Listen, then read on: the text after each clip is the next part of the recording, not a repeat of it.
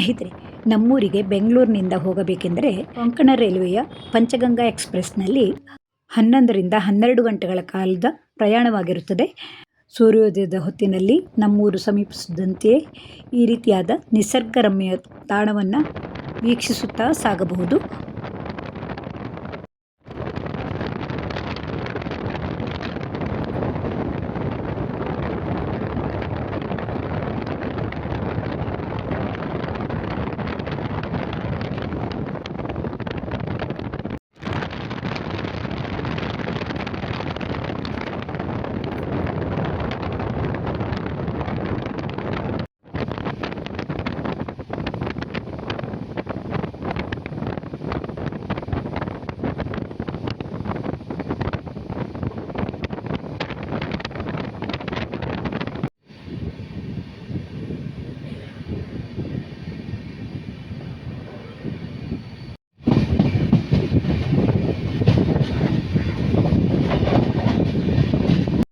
ನಮ್ಮ ಮನೆಯಲ್ಲಿ ನಮ್ಮ ಮೈದುನಂತೆ ರೇಖಾ ಅವರು ನೆಟ್ಟದ ಜಾಯಿಕಾಯಿ ಮರಕ್ಕೆ ಈ ಫಲ ಬಿಡ್ಲಿಕ್ಕೆ ಕಾಣಕ್ಕೆ ಎಷ್ಟು ವರ್ಷ ಆಯ್ತಾ? ಇದು 3 ವರ್ಷ. ನೋಡಿ, ಇದು ಜಾಯಿಕಾಯಿ ನಮಗೆ ಮನೆಯಲ್ಲೇ ಬೆಳೆದ್ರೆ ಇದೊಂಥರ ಒಳ್ಳೆ ಪರಿಮಳನೂ ಇರುತ್ತೆ, ಯಾವುದೇ ರಾಸಾಯನಿಕ ಆಗಿರೋದಿಲ್ಲ. ಇದರ ಓಡಿಂದ ತಂಬಳಿ ಮಾಡೋದು ಹೇಗೆ ಹೇಳಿ ನೋಡೋಣ.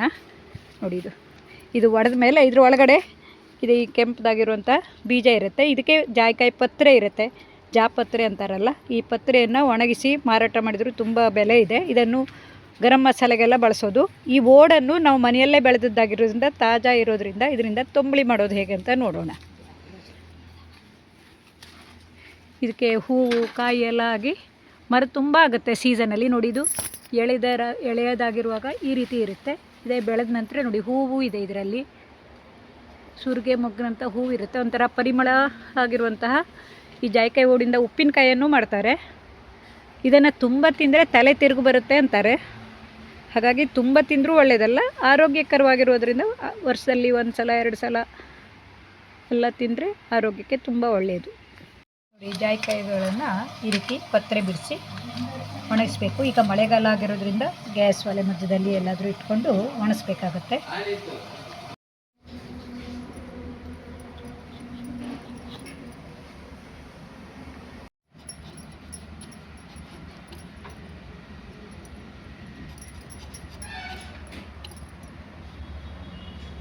ನೋಡಿ, ಹೆಚ್ಚಿಟ್ಟು ಒಂದು ಸ್ವಲ್ಪ ಹೊತ್ತಿಗೆ ಉಪ್ಪಗಾಗಿಬಿಡುತ್ತೆ. ಇದನ್ನು ಸಣ್ಣದಾಗಿ ಹೆಚ್ಚಬೇಕು. ಒಳಗಡೆ ಬೆಳೆ ಇರುತ್ತೆ. ತುಂಬ ಹೊತ್ತನ್ನು ತೆಗೆದು ತುಂಬ ಹೊತ್ತು ಇಡಬಾರ್ದು. ಇದನ್ನು ಹಾಗೆ ತಿನ್ನೋಕ್ಕೂ ತುಂಬ ಚೆನ್ನಾಗಿರುತ್ತೆ. ಸಿಪ್ಪೆ ತೆಗೆದು ಹೆಚ್ಚಿದಂತಹ ಈ ಜಾಯಿಕಾಯಿ ಓಡನ್ನು ಒಂದು ಬಾಣಲಿಗೆ ಹಾಕಿ ಅದರ ಜೊತೆಗೆ ಸ್ವಲ್ಪ ತುಪ್ಪ ಮತ್ತು ಜೀರಿಗೆಯನ್ನು ಹಾಕಿ ಹಸಿ ವಾಸನೆ ಹೋಗೋ ತನಕ ಹುರಿದುಕೊಳ್ಳಬೇಕು. ಈ ಜಾಯಿಕಾಯಿ ಓಡಿನಿಂದ ಉಪ್ಪಿನಕಾಯಿ ಮಾಡಿದ್ರಂತೂ ತುಂಬ ರುಚಿಯಾಗಿರುತ್ತದೆ. ಇಲ್ಲವಾದಲ್ಲಿ ಈ ರೀತಿಯಾಗಿ ನಾವು ದಿಢೀರಂತ ತಂಬಳಿಯನ್ನು ಸಹ ಮಾಡಿಕೊಳ್ಳಬಹುದು. ಹವ್ಯಕರಲ್ಲಿ ಮೊದಲನ ಊಟಕ್ಕೆ ತಂಬಳಿಯೊಂದು ಇರಲೇಬೇಕು. ಈ ಜಾಯಿಕಾಯಿ ಓಡನ್ನು ಹುರಿದಾದ ನಂತರ ತೆಂಗಿನ ತುರಿಯನ್ನು ಒಂದು ಮಿಕ್ಸಿ ಜಾರಿಗೆ ಹಾಕಿಕೊಂಡು ನೀರನ್ನು ಬೆರೆಸಿ ನುಣ್ಣಗೆ ರುಬ್ಬಿಕೊಳ್ಳಿ. ಅಷ್ಟರಲ್ಲಿ ಈ ಹುರಿದ ಪದಾರ್ಥವು ತಣ್ಣಗಾಗಿರುತ್ತದೆ. ಇದನ್ನು ಮಿಕ್ಸಿ ಜಾರಿಗೆ ಹಾಕಿಕೊಂಡು ತಕ್ಕಷ್ಟು ನೀರನ್ನು ಬೆರೆಸಿ ನುಣ್ಣಗೆ ರುಬ್ಬಿಕೊಂಡು ಒಂದು ಪಾತ್ರೆಗೆ ಹಾಕಿಕೊಳ್ಳಿ. ತಕ್ಕಷ್ಟು ನೀರನ್ನು ಹಾಕಿಕೊಳ್ಳಬೇಕು. ತಂಬಳಿ ಅಂದರೆ ನಮ್ಮಲ್ಲಿ ಸ್ವಲ್ಪ ತೆಳುವಾಗಿಯೇ ಇರುತ್ತದೆ. ಇದರ ಜೊತೆಗೆ ಕಡೆದ ಮಜ್ಜಿಗೆಯನ್ನು ಹಾಕುವ ಕ್ರಮವಿದೆ. ರುಚಿಗೆ ತಕ್ಕಷ್ಟು ಉಪ್ಪು ಹಾಗೆ ಸ್ವಲ್ಪ ಸಿಹಿಗೆ ಬೆಲ್ಲವನ್ನು ಹಾಕಿಕೊಳ್ಳಬೇಕು. ನಮ್ಮ ಮನೆಯಲ್ಲಂತೂ ಇದಕ್ಕೆ ಸ್ವಲ್ಪ ಬೆಲ್ಲವನ್ನು ಹಾಕಿದರೆ ರುಚಿ ಜಾಸ್ತಿ ಅಂತ ಎಲ್ಲರೂ ಹೇಳೋದು. ಇದಕ್ಕೆ ತಾಜಾ ಕಡೆದ ಮಜ್ಜಿಗೆಯನ್ನು ಹಾಕಿದರೆ ಜಾಯಿಕಾಯಿ ಓಡಿನ ತಂಬಳಿಯು ಅನ್ನದೊಡನೆ ಊಟ ಮಾಡಲು ಅಥವಾ ಕುಡಿಯುವುದಾದರೆ ಅದನ್ನು ಗಾಳಿಸಿ ಕುಡಿಯಬೇಕು. ಎಂಥ ತಂಬಳಿ ಹೇಳು ನೋಡುವ. ಅನ್ನತ್ತೆ, ಎಂಥ ತಂಬಳಿ ಹೇಳೆ? ತಂಬಳಿ ಹೇಳು ನೋಡುವ.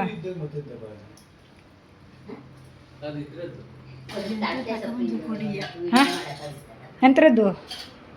ಜಾಯಿಕಾಯಿ ಜಾಯಿಕಾಯಿ ಜಾಯಿಕಾಯಿ ಸಿಪ್ಪೆ, ಜಾಯಿಕಾಯಿ ಓಡು, ಜಾಯಿಕಾಯಿ ಓಡು, ಜಾಯಿಕಾಯಿ ಓಡು. ಹಾಂ, ಇಲ್ಲೂ ಮಾಡಿತ್ತು ಅದಕ್ಕೆ. ಹೀಗೆ ನಮ್ಮ ಹವ್ಯಕರಲ್ಲಿ ಪ್ರತಿದಿನ ಮಾಡುವಂತಹ ಆರೋಗ್ಯಕರ ತಂಬುಳಿಯ ವಿಡಿಯೋವನ್ನು ಮುಂದಿನ ವಿಡಿಯೋಗಳಲ್ಲೂ ಹಂಚಿಕೊಳ್ತೀನಿ. ಇನ್ನು ಏನೆಲ್ಲ ಮಾಡಿದ್ದೆವು ಅನ್ನೋದನ್ನು ಸಹ ನೋಡೋಣ ಬನ್ನಿ. ನಾವೀಗ ನಮ್ಮೂರು ತರ್ಕಿಯಲ್ಲಿ ಇದ್ದೀವಿ. ಮನೆ ನ್ಯಾಷನಲ್ ಹೈವೇಗೆ ದಾರಿಯಾಗಿದೆ. ಇಲ್ಲಿ ನೋಡಿ ಈ ರೀತಿಯಾಗಿ ಕಟ್ಟೆ ಸೊಪ್ಪು ಇವೆಲ್ಲ ತನ್ನಷ್ಟಕ್ಕೆ ಮಳೆಗಾಲ ಶುರುವಾದ ಮೇಲೆ ಹುಟ್ಟಿ ಬೆಳೀತವೆ. ಇದನ್ನು ನಿಜವಾಗಿ ಆಷಾಢ ಮಾಸದಲ್ಲಿ ತಿನ್ನುವಂಥದ್ದು. ಈ ಎಳೆಯ ಕೊಡಿಗಳನ್ನು ತೆಗೆದು ಪಲ್ಯ, ಚಟ್ನಿ, ತಂಬುಳಿ, ಗೊಜ್ಜು ಎಲ್ಲ ಮಾಡ್ತೀನಿ. ಇದರ ಪಲ್ಯವನ್ನು ಮಾಡೋದು ಹೇಗೆ ಅಂತ ತೋರಿಸ್ತೀನಿ ನೋಡಿ. ಇದು ಎಳೆಯ ಚಿಗುರನ್ನು ತೆಕ್ಕೋಬೇಕು. ಇದು ದಿವಸ ಕಳೆದಂಗೆ ಈ ರೀತಿ ಹುಳ ತಿಂದುಬಿಡುತ್ತೆ, ಮತ್ತು ಇಲ್ಲಾಂದರೆ ಇದಕ್ಕೆ ಹೂವುಗಳಾಗಿ ಬೀಜಗಳಾಗಿ ಬಿಡ್ತವೆ. ಹೊರತಾಗಿ ಆಷಾಢ ಶ್ರಾವಣ ಮಾಸದಲ್ಲಿ ಹೆಚ್ಚಾಗಿ ಇದನ್ನು ಹಿರಿಯ ಕಾಲದಿಂದ ತಿಂತಾ ಬಂದಿದ್ದು. ಇದರ ಆರೋಗ್ಯ ದೃಷ್ಟಿಯಿಂದಂತೂ ತುಂಬ ಒಳ್ಳೆಯದು. ಇದು ಡಿಸೆಂಟ್ರಿ ಆದಾಗ ಇದರ ತಂಬುಳಿ ಊಟ ಮಾಡಿದರೆ ಇನ್ನೂ ಒಳ್ಳೆಯದು. ಹೀಗೆ ಅನೇಕ ರೀತಿಯ ಔಷಧೀಯ ಗುಣಗಳು ಇವೆ ಇದರಲ್ಲಿ. ವರ್ಷಕ್ಕೊಮ್ಮೆ ಇದನ್ನು ತಿನ್ನಲೇಬೇಕು ಅಂತ ಹೇಳೋದು. ಈ ಎಳೆಯ ಕುಡಿಗಳನ್ನು ಮಾತ್ರ ತೆಗಿತಾ ಇದ್ದೀವಿ ಈ ರೀತಿ. ಎಳೆಯದಾಗಿರುವ ಈ ತಗಟೆ ಸೊಪ್ಪನ್ನು ಈ ರೀತಿಯಾಗಿ ಕೊಯ್ದು ಸ್ವಚ್ಛ ಮಾಡಿಕೊಂಡು ಎಲೆಗಳನ್ನು ಈ ರೀತಿಯಾಗಿ ಬಿಡಿಸಿಕೊಳ್ಳಬೇಕು. ತೆಗೆದ್ರೂ ಈ ದಂಟು ಒಮ್ಮೊಮ್ಮೆ ಬೇಯೋದಿಲ್ಲ. ಹಾಗಾಗಿ ಈ ದಂಟಿನಿಂದ ಎಲೆಗಳನ್ನು ಬಿಡಿಸ್ಕೊಂಡ್ಬಿಟ್ರೆ ಸುಲಭವಾಗಿ ಆಗುತ್ತೆ. ಇದು ಸ್ವಲ್ಪ ಗಟ್ಟಿ ಇರೋದ್ರಿಂದ ಇದನ್ನು ಬಿಡಿಸಿ ಎಲೆ ಮಾತ್ರ ತಗೊಳ್ತಾ ಇರುವಂಥದ್ದು.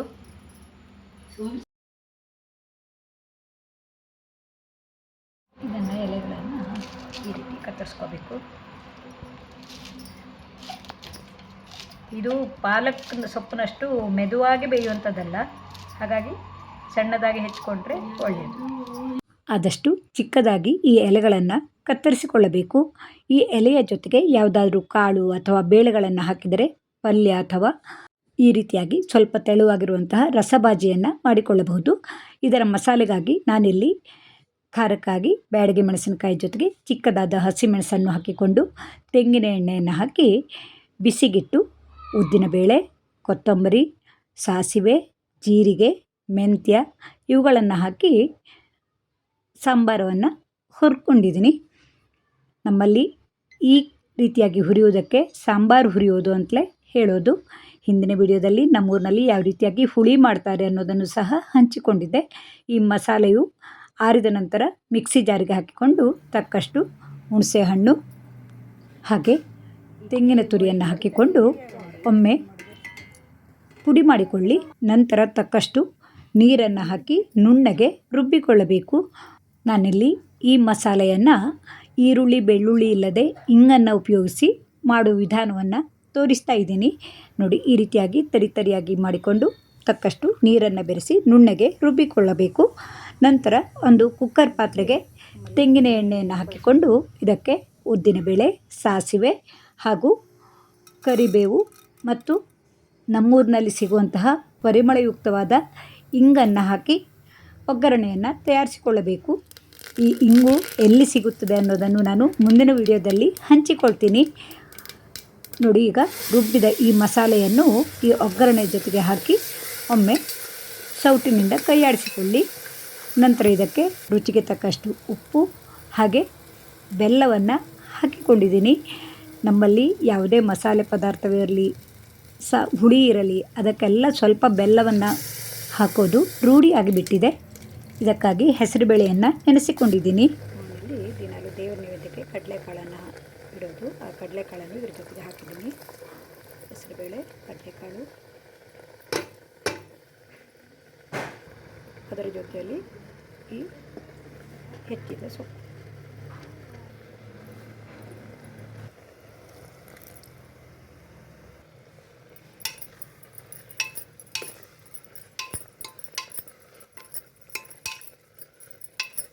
ಇವೆಲ್ಲದರ ಜೊತೆಗೆ ಸ್ವಲ್ಪ ನೀರನ್ನು ಬೆರೆಸಿ ಕುಕ್ಕರ್ ಮುಚ್ಚಳ ಮುಚ್ಚಿ 2-3 ಸೀಟಿ ಆಗುವ ತನಕ ಕೂಗಿಸಿಕೊಳ್ಳಿ.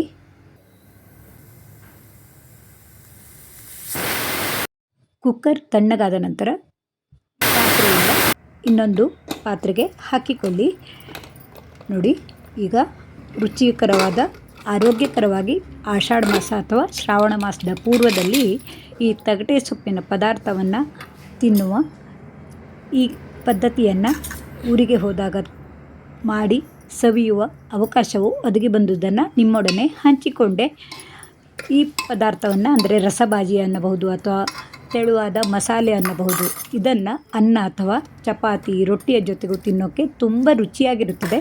ಈ ಸೊಪ್ಪು ಪಾಲಕ್ ಸೊಪ್ಪಿನಂತೆ ಮೆದುವಾಗಿರದಿದ್ದರೂ ಜಗಿದು ತಿನ್ನೋಕ್ಕಂತೂ ತುಂಬ ರುಚಿಯಾಗಿರುತ್ತದೆ. ಹಾಗೆಯೇ ಈ ತಟ್ಟೆ ಸೊಪ್ಪಿನಿಂದ ಇನ್ನೂ ಏನೆಲ್ಲ ಮಾಡಬಹುದು ಅನ್ನೋದನ್ನು ಸಹ ಮುಂದಿನ ವಿಡಿಯೋದಲ್ಲಿ ಹಂಚಿಕೊಡ್ತೀನಿ. ನಿಮಗೂ ಈ ರೀತಿಯಾದ ತಟ್ಟೆ ಸೊಪ್ಪಿನಿಂದ ಮಾಡುವ ಅಡುಗೆಗಳು ಗೊತ್ತಿದ್ದರೆ ಅವನ್ನು ಹಂಚಿಕೊಳ್ಳಿ. ಊರಿಂದ ಬೆಂಗಳೂರಿಗೆ ಇನ್ನೂ ಸ್ವಲ್ಪ ಈ ತಟ್ಟೆ ಸೊಪ್ಪನ್ನು ತಂದಿದ್ದೀನಿ. ಅದರಿಂದ ನೀವು ಹೇಳಿದ ಅಡುಗೆಯು ಸುಲಭವಾಗಿದ್ದರೆ ಅದನ್ನೂ ಮಾಡ್ತೀನಿ ಅಥವಾ ನನಗೆ ತಿಳಿದಿರುವಂತಹ ಅಡುಗೆಯನ್ನು ಮಾಡಿ ನಿಮ್ಮೊಡನೆ ಹಂಚಿಕೊಳ್ತೀನಿ. ಇವೆಲ್ಲವೂ ನಮಗೆ ಉಚಿತವಾಗಿ ಸಿಕ್ಕರೂ ಆರೋಗ್ಯಕರವಾಗಿ ವರ್ಷದಲ್ಲಿ ಒಮ್ಮೆಯಾದರೂ ತಿನ್ನುವಂತಹ ತರಕಾರಿ ಅಥವಾ ಸೊಪ್ಪಾಗಿರುತ್ತದೆ. ಊರಿಗೆ ಬಂದೆ ಅಂದರೆ ಎಲ್ಲ ಹಿತ್ತಲು ತುಂಬ ಎಲ್ಲ ನಾವು ದಿನನಿತ್ಯ ಮಾಡುವಂಥ ಅಡುಗೆಗೆ ಬೇಕಾಗಿರುವಂತಹ ಸಾಮಗ್ರಿಗಳನ್ನೆಲ್ಲ ಕಾಣಬಹುದು. ಹಾಗೆ ಇದು ನೋಡಿ, ಇದು ಕಾಳುಮೆಣಸು ಈಗ ಹೂ ಬಿಡೋಕ್ಕೆ ಶುರುವಾಗಿದೆ. ಅಮಟೆ ಮರ ಇದೆ, ಬಿಂಬಳ ಮರ ಇದೆ. ಹೀಗೆ ಹಲವಾರು ರೀತಿಯ ಸಸ್ಯಗಳನ್ನು ಪುಟ್ಟ ತೋಟದಲ್ಲಿ ಹಾಕ್ಕೊಂಡಿದ್ದಾರೆ. ನೋಡಿ, ಇಲ್ಲೇ ನಮ್ಮನೆ ಪಕ್ಕದಲ್ಲೇ ಕೊಂಕಣ್ ರೈಲ್ವೆ ಹೋಗ್ತಾ ಇರುವಂಥದ್ದು. ಈಗ ಮಳೆಗಾಲ ಆಗಿರೋದ್ರಿಂದ ಎಲ್ಲ ಗಿಡ ಎಲ್ಲ ಬೆಳ್ಕೊಂಡ್ಬಿಟ್ಟಿದೆ.